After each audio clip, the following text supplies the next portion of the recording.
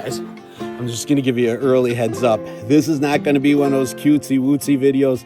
This is gonna be an informative video, probably the most important video that I'm making out of the year. Come on inside the cabin and we'll see what we got brewing.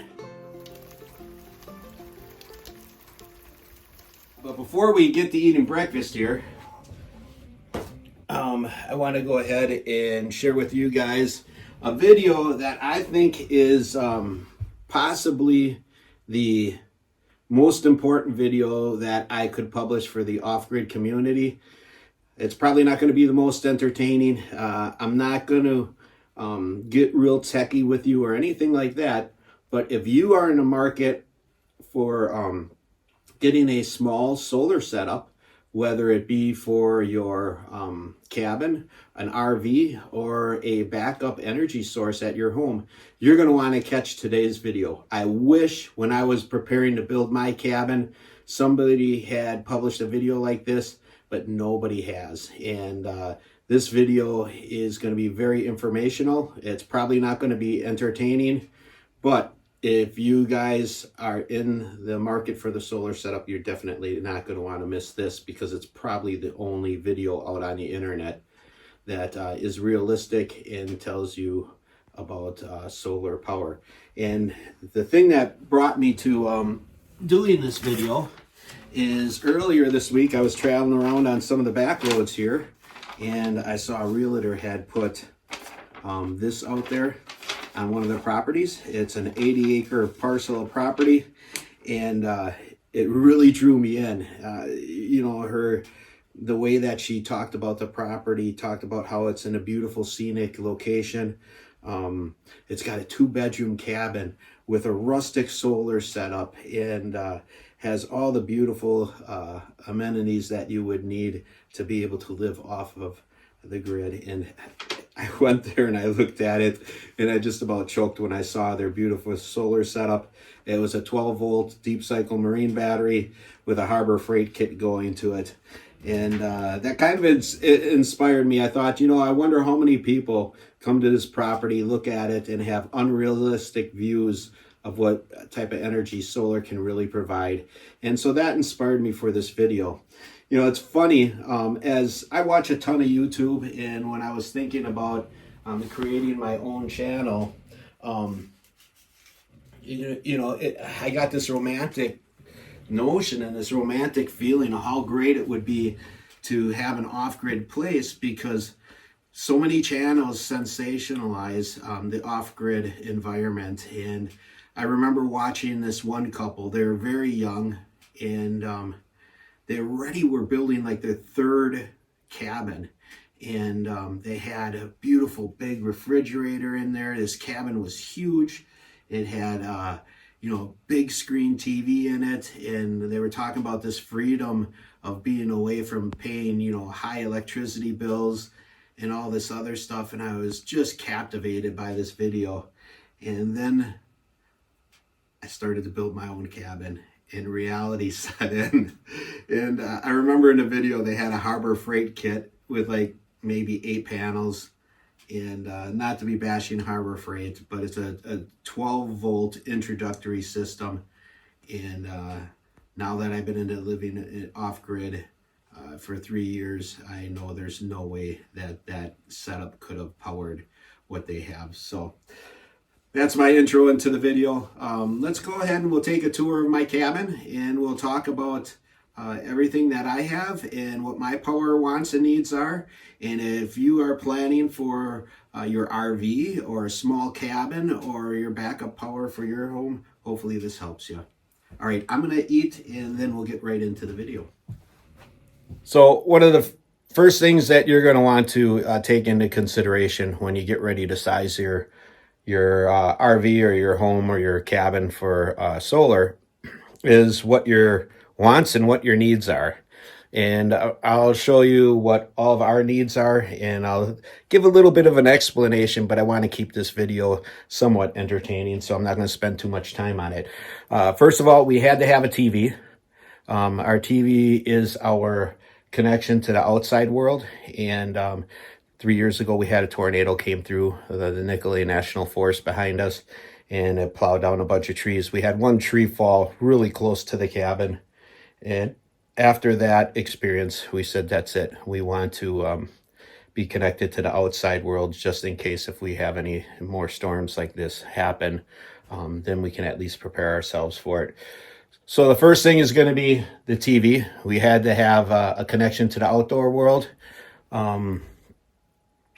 We needed LED lighting. Like you can see up above my head, what we did is when I wired this cabin, I wired it with two different systems.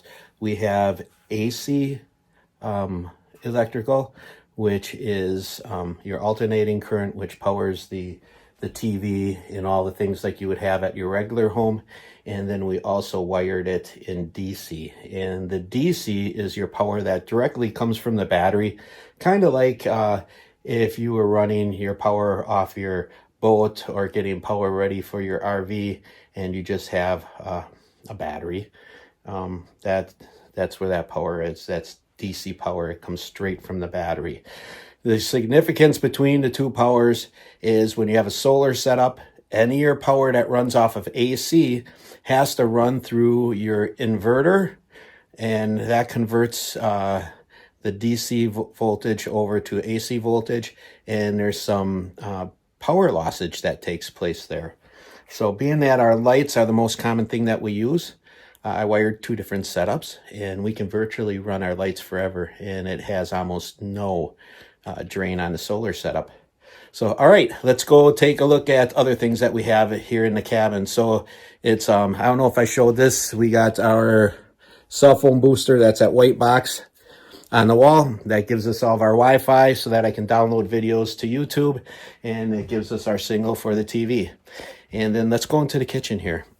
I'm going to turn you guys around if I can figure out how to do this. All right, excuse the mess, but I just got done eating, and it's a bachelor weekend. I'm here flying solo. For those of you that have been with the channel for a while, I'm sure you've seen this, but those of you that are brand new to the channel, here is my DC control center. Each one of these little toggles on here is a zone or a section of lighting that I have in the cabin.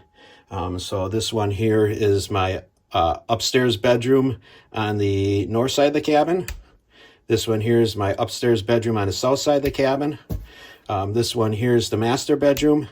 And then these two toggles here are for the living room. And those all run directly off to my power from the batteries, which is my DC wiring, which is significant because, like I said, there's no loss in voltage there. While we're here, our music is powered by a simple Bluetooth speaker. And then obviously I have my YouTube equipment, some of my GoPros and filming equipment on this control system. I also have ports for charging all those small electronics, your computers, all that good stuff. This one here, oops, camera's kind of drifting. This one here is like a port for a cigarette lighter like we had years ago in cars. And then this one here has your dual ports for charging your cell phones and your computers and all that good stuff. All right, let's go into the bedroom. And well, we just passed something again that I should probably show you before we hit to the bedroom. Here's what we do for refrigeration. We've got this Bouge RV refrigerator freezer setup. Right now it's not plugged in because I have all my food outside. For the winter months, it's easier to do that. We don't use any power when we use the cold outside.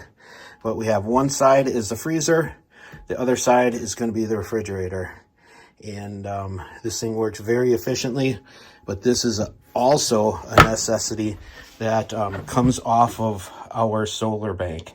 So now that's going to be the third item that we have. We have the cell phone booster, the TV, and the refrigerator freezer.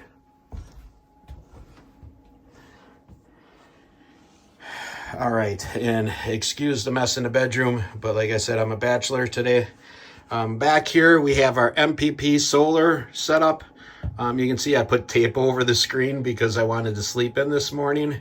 That screen does illuminate a light, and Obviously, I didn't want to be woken up early this morning, so I put that tape over it. But regardless, this is a 24-volt system. I have a lithium-ion battery that is powering it. It's simply a Chins 25.6 volt, 200 amp hour battery, and has 5,120 watt hours. And those lithium batteries are significant. I'll talk about that a little bit later on. Underneath this green main box right here, you see that little gray box right there? That is going to be a special converter that converts my 24 volts down to 12 volts.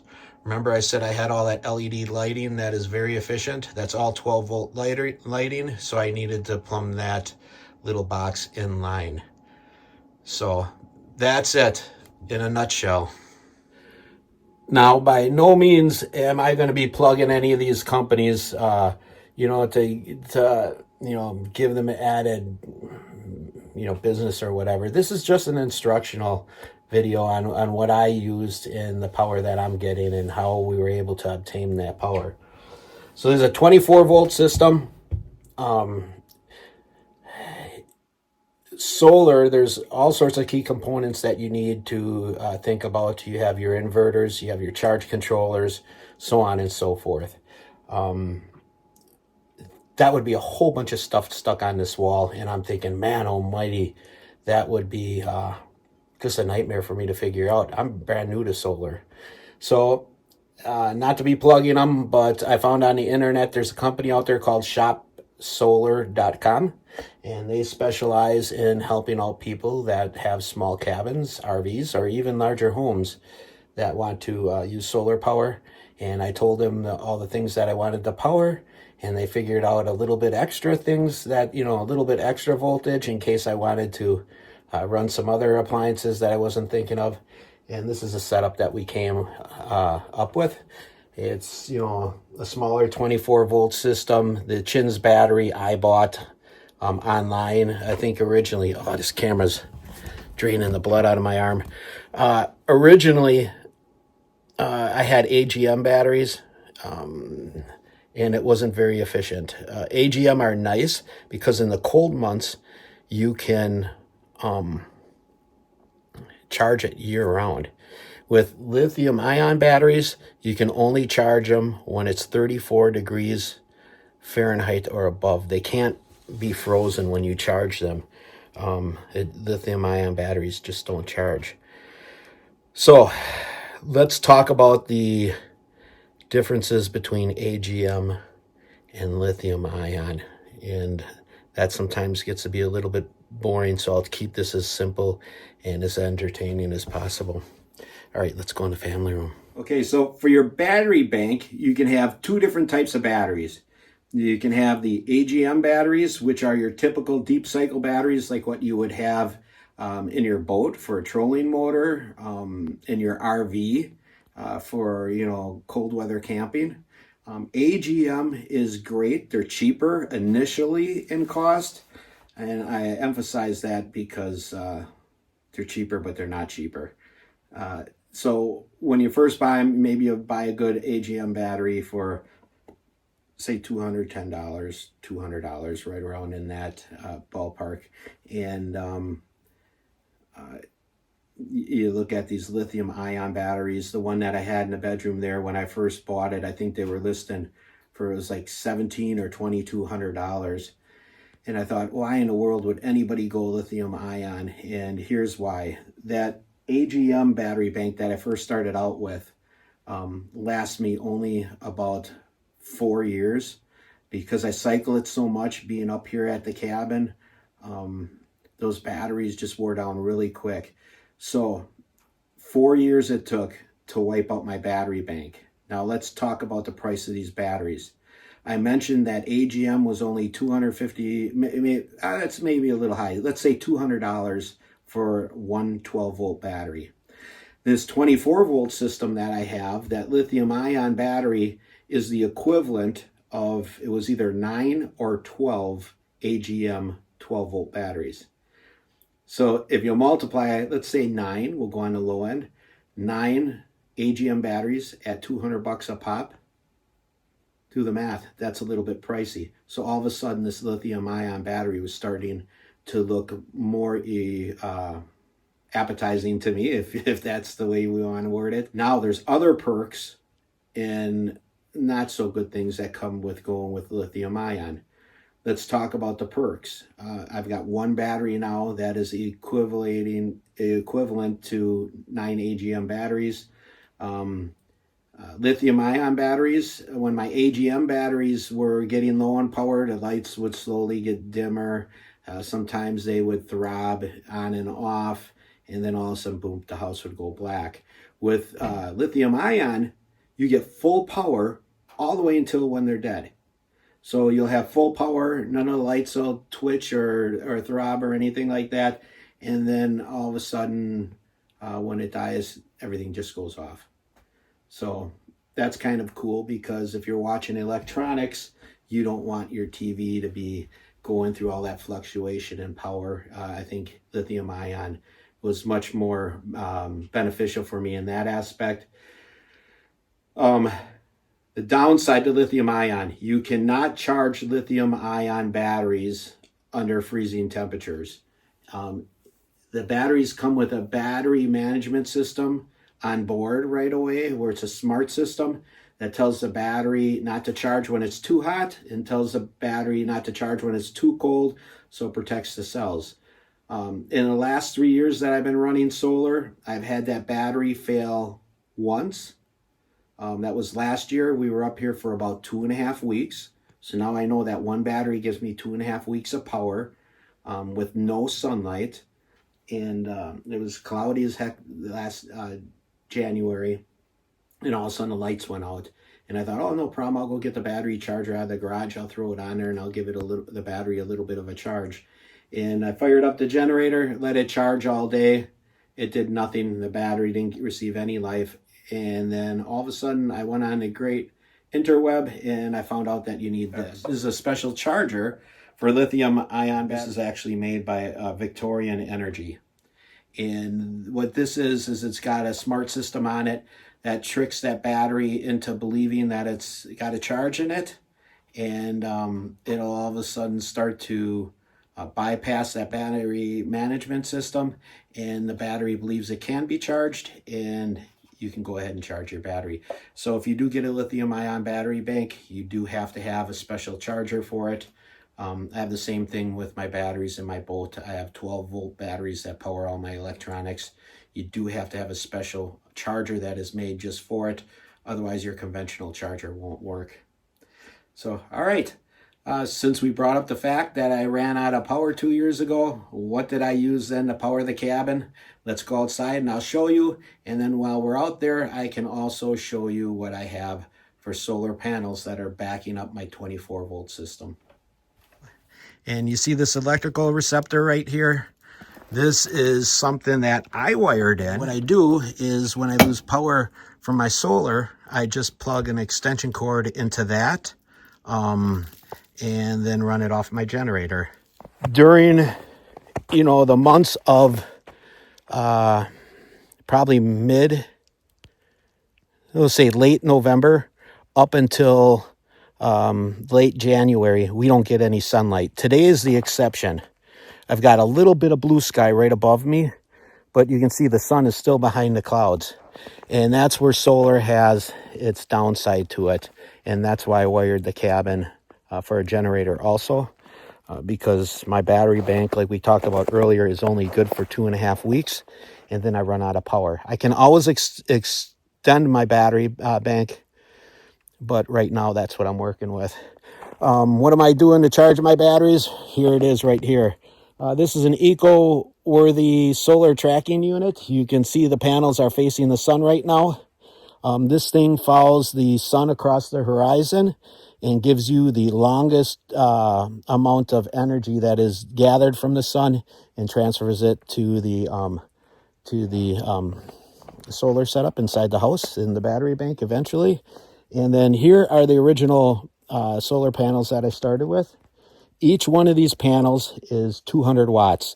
So right now I have 1,600 watts of power that are going to my battery bank. In the summertime, it charges it crazy fast, and I never run out of power. In the wintertime, not so much, because we just don't have the sun in the winter. So that's something you want to think about too when you choose your solar setup. What can I do to alleviate that? Well, two things that I can do. I can expand my battery bank, and I can go ahead and I can use my generator. So yeah, I just wanted to share that with you and give you more of a realistic view of what solar is all about. Solar can be great. It's cost effective. I have no electricity bills at the cabin, and that's huge for me. I don't have to depend on any electrical services.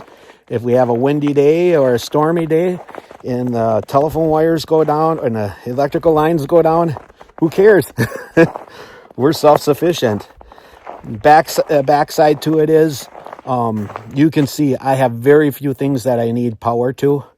And you can see how big of a setup I have to give me constant power to that stuff. Don't be fooled by these YouTube channels. Hang on, I'm going to set you down here.